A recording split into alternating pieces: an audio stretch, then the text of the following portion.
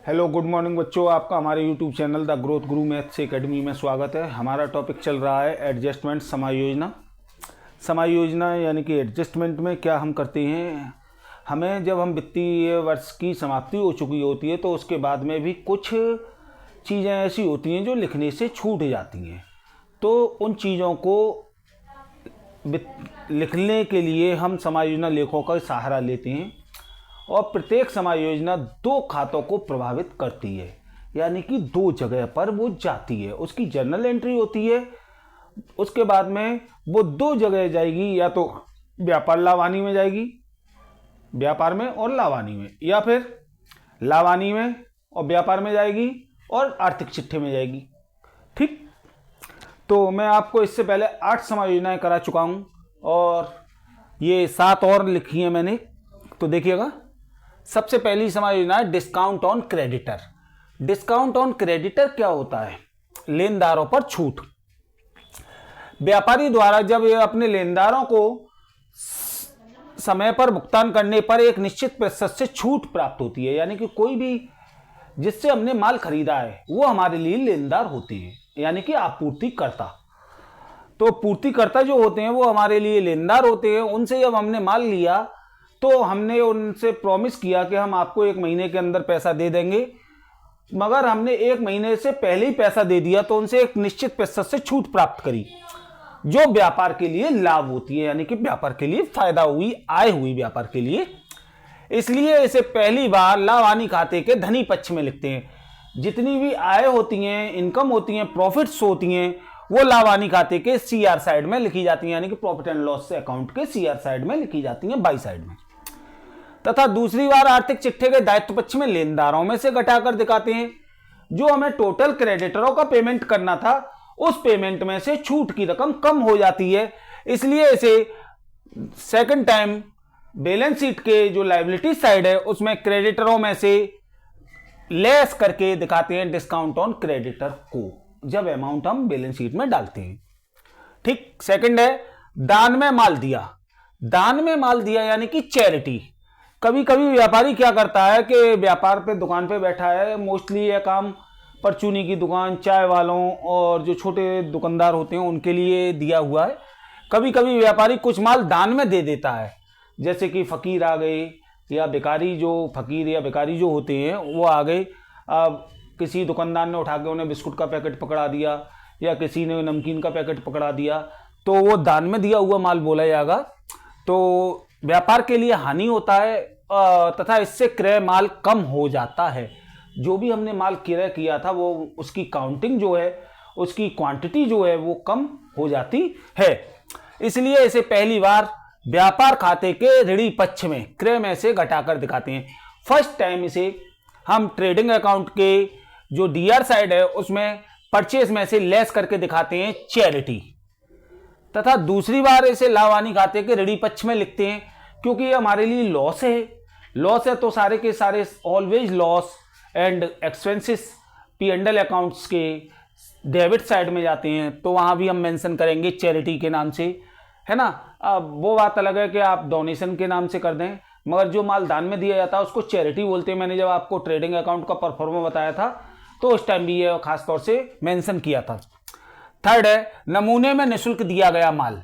नमूने में निःशुल्क दिया गया माल क्या होता है? सैंपल्स। हम कहीं कहीं पर एडवर्टाइजमेंट आप यूज करते हुए देखेंगे, तो सैंपल है तो सैंपल ही लिखेंगे। कभी कभी व्यापारी अपनी बिक्री में वृद्धि करने के लिए नमूने के रूप में निःशुल्क माल का वितरण करता है, जो विज्ञापन का भाग होता है। यानी कि मैंने भी लिखा है कि विज्ञापन का भाग है वो, सैंपल लिखा है, फ्री सैंपल, है ना। ऐसे भी लिखा हुआ आपने देखा होगा बुकों में कि goods distributed as a free samples. तो इसका मतलब यही है कि जो माल है उसमें से कुछ हमने डिस्ट्रीब्यूट किया है, लोगों को, पब्लिक को डिस्ट्रीब्यूट किया कि आप इसे यूज करके देखिए, यदि अच्छा लगे तो आप परचेस करिएगा। तो इसलिए इसे पहली बार व्यापार खाते के ऋणी पक्ष में क्रय में से घटाकर दिखाते हैं। यानी कि फर्स्ट टाइम ट्रेडिंग अकाउंट में परचेज में से माल कम हुआ, तो परचेज में से माल कम हुआ, क्रय में से माल कम हुआ, तो इसलिए इसे क्रय में से घटाकर दिखाएंगे। तथा दूसरी बार लावानी खाते के ऋणी पक्ष में लिखते हैं। Second time profit and loss account के डीआर साइड में एडवर्टाइजमेंट या फ्री सैंपल के नाम से आप लिख सकते हैं। ठीक। थर्ड है इंटरेस्ट ऑन लोन। ये अपने आप में समायोजना जो है, ये समायोजना तो है मोस्टली आप कर भी लेंगे, मगर इससे रिलेटेड कुछ चीजें हैं जो कि मैं आपको क्लियर करूंगा। देखिए, ऋण पर ब्याज व्यापार के लिए खर्चा हानि होता है, इसलिए इसे पहली बार लाभ हानि खाते के ऋणी पक्ष में लिखते हैं। खर्चा है यानी कि हानि है, तो इसलिए पहली बार इसे लाभ हानि खाते के ऋणी पक्ष में लिखेंगे, तथा दूसरी बार आर्थिक चिट्ठे के दायित्व पक्ष में ऋण में जोड़कर दिखाते हैं, ऋण में जोड़कर दिखाते हैं, ऐड करके दिखाते हैं। यानी कि इंटरेस्ट ऑन लोन जो है, तो इंटरेस्ट ऑन लोन हम को कभी कभी तो interest on loan trial balance में ही दी होती है। यदि ट्रायल बैलेंस में दी है तो हम सिंपल सी उसे उठाकर P&L में रख देते हैं, ये हमने पढ़ा है। मगर यदि एडजस्टमेंट में भी कभी कभी ना आपको वो एडजस्टमेंट में देगा और ना आपको उसमें देगा। उसने कहा, एक सेंटेंस बना दिया कि 6% लोन ऋण, ठीक, और रकम लिख दी 9,500 रुपए। अब 9,500 रुपए लिख दी रकम, या 9,000 रख लेते हैं, चलिएगा 9,000 की रकम लिख दी। अब 9,000 की रकम लिख दी तो इसका मतलब है कि चाहे एडजस्टमेंट में दे या ना दे ये 6% हमें इंटरेस्ट इस 9,000 पर कैलकुलेट करनी है, यानी कि 9,000 मल्टीप्लाई 6/100, 540 रुपए हमारी इंटरेस्ट ऑन लोन बनी। अब जो है 540 रुपए इंटरेस्ट ऑन लोन बनी, तो इसे फर्स्ट टाइम हम लिखेंगे प्रॉफिट एंड लॉस अकाउंट के डेबिट साइड में इंटरेस्ट ऑन लोन के नाम से 540 rupees, and second time balance sheet के लाइबिलिटी साइड में हम लिखेंगे loan 9,000 plus interest on loan 540, add करके बाहर अमाउंट निकाल देंगे 9,540। ठीक, यहां तक बात समझ में आई। अब अगला स्टेप करके देखते हैं, एक और चीज भी आ सकती है। वो चीज क्या हो सकती है जो नेक्स्ट आने की उम्मीद है, वो ये है कि बात इसी पे करेंगे।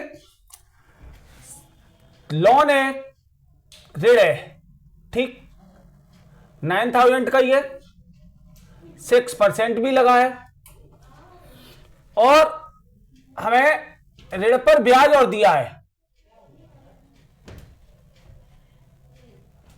300 रुपए। अब क्या करें? तो जैसा मैंने बताया कि पहले हम इंटरेस्ट ऑन लोन कैलकुलेट करेंगे। जब इंटरेस्ट ऑन लोन कैलकुलेट करी मैंने, तो यहां ये आई थी 540 रुपीज, और हमें इंटरेस्ट ऑन लोन की दी कितनी है ट्रायल बैलेंस में? 300 रुपए। तो 540 में से 300 को घटा दो, बाकी का अब कैसे लिखेंगे? P&L अकाउंट में जब हम मेंशन करेंगे इसे, तो अब ऐसे करेंगे, interest on loan 300 plus outstanding मान लेंगे। फिर हम इसे क्या मान लेंगे? आउटस्टैंडिंग, यानी कि देना बाकी। कितनी देनी है? 240, और इसे P&L में लिखा देंगे हम 540।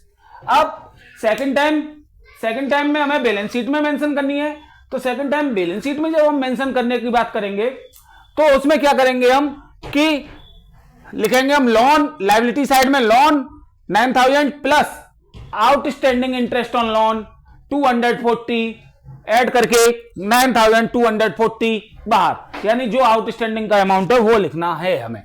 इतनी बात समझ में आई? आई होप आपकी समझ में क्लियर हो रहा होगा। यदि कोई प्रॉब्लम है तो कमेंट बॉक्स में आप बता सकते हैं, ठीक। उसके बाद में हमारा बैड डेब्ट्स का क्या है? अशुद्ध ऋण।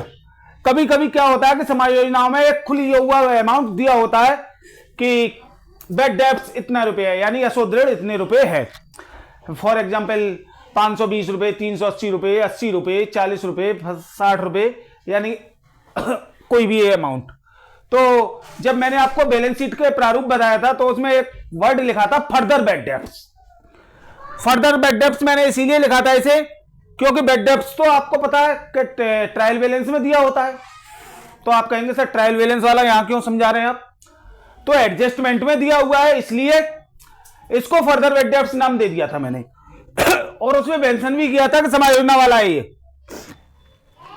तो बैड डेब्ट्स, अब बैड डेब्ट्स जो खुला हुआ दिया है वो किसी भी व्यापारी को देनदारों से संपूर्ण रकम प्राप्त नहीं होती, यानी जो भी व्यापारी है जितने का वो उधार माल बेचता है सारा का सारा पैसा उसे कभी नहीं मिलता, कुछ पैसा देनदारों द्वारा माल लिया जाता है। मैं देखिएगा मुझे जो पढ़ाने का इंटरेस्ट आता है वो वर्ड यूज वाले लेता हूं मैं, इसलिए मैंने माल लिया लिखा है। आप कह सकते हैं बैड डेब्ट्स हो गया, डूब गया पैसा, है ना, मैं माल लिया लिखा है। माल लिया जाता है, यह व्यापार के लिए हानि होती है, इसलिए इसे प्रथम बार लावानी खाते के ऋणी पक्ष में तथा दूसरी बार आर्थिक चिट्ठे के संपत्ति पक्ष में देनदारों में से घटाकर दिखाते हैं। तो कैसे लिखेंगे हम? फर्दर बैड डेब्ट्स, जो अमाउंट एडजस्टमेंट में दिया है वो अमाउंट P&L अकाउंट के डेबिट साइड में फर्स्ट टाइम।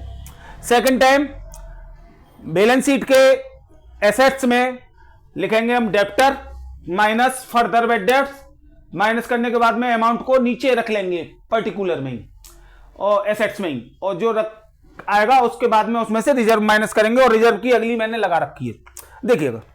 देनदारों पर असुदृढ़ संचय यानी रिजर्व फॉर बैड डेब्ट्स, प्रत्येक व्यापारी अपने पुराने अनुभव के आधार पर एक निश्चित प्रतिशत से असुदृढ़ संचय की व्यवस्था करता है। यानी कि जब हम दुकान चला रहे होते हैं, हम अपना व्यापार चला रहे होते हैं, तो हमें पता होता है कि हर साल 5% की दर से या 7% की दर से या 6% की दर से या 15% की दर से इतना पैसा हमारा देनदारों द्वारा मारा जाता है। तो उसी परसेंट से, एक निश्चित प्रतिशत है, उसी परसेंट से हम अपना संचय की व्यवस्था करते हैं, जिससे कि व्यापार में दिक्कतें ना हो। यह व्यापार के लिए हानि होती है, इसलिए इसे पहली बार लावानी खाते के ऋणी पक्ष में लिखते हैं तथा दूसरी बार आर्थिक चिट्ठे के संपत्ति पक्ष में देनदारों में से घटाकर दिखाते हैं। कहने का मीन्स है कि हम लिखेंगे रिजर्व फॉर बैड डेब्ट्स, और ये अमाउंट देनदारों पर निकाला जाता है फर्दर बैड डेब्ट्स घटाने के बाद जो अमाउंट आता है उस पर। तो फर्दर बैड डेब्ट्स की जो रकम घटाने के बाद में जो भी अमाउंट आएगा, यदि फर्दर बैड डेब्ट्स नहीं है तो देनदारों की रकम पर निकलेगा। घटाने के बाद में जो भी अमाउंट आया उस अमाउंट का एक निश्चित प्रतिशत निकालेंगे, और निकालने के बाद में रिजर्व फॉर बैड डेब्ट्स यानी कि देनदारों असुदृढ़ों पर संचय लिख देंगे हम। जो भी अमाउंट आएगा हमारा P&L अकाउंट के डेबिट साइड में, लावानी खाते के ऋणी पक्ष में। दूसरी बार आर्थिक चिट्ठे के संपत्ति पक्ष में पहुंचेंगे, हम वहां लिखेंगे एसेट साइड में, बैलेंस शीट के एसेट साइड में लिखेंगे डेप्टर्स देनदार माइनस फर्दर बैड डेब्ट्स यानी कि असुदृढ़ जो समायोजना में दिया हुआ खुल के।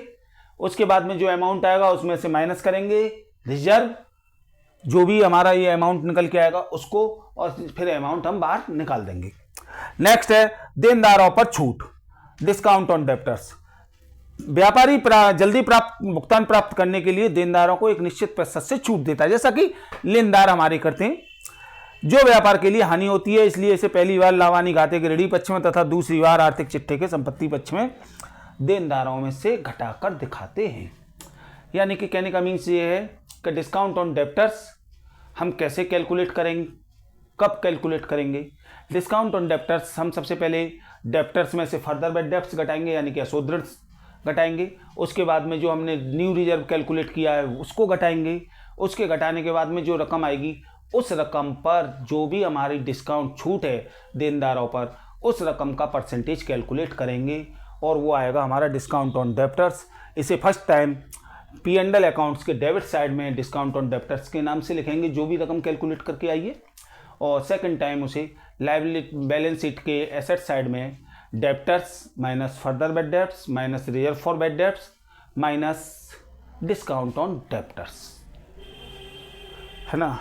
तो आपकी 15 एडजस्टमेंट हो चुकी हैं। अब जैसे मैंने आपसे कहा था कि 16 से 18 के बीच में एडजस्टमेंट में आपको कराऊंगा, तो अब जो 2 और 3 एडजस्टमेंट रह गई वो मैं आपको नेक्स्ट वीडियो में कराऊंगा। यदि वीडियो पसंद आई हो तो लाइक करें, सब्सक्राइब करें एंड शेयर करें। Thank you.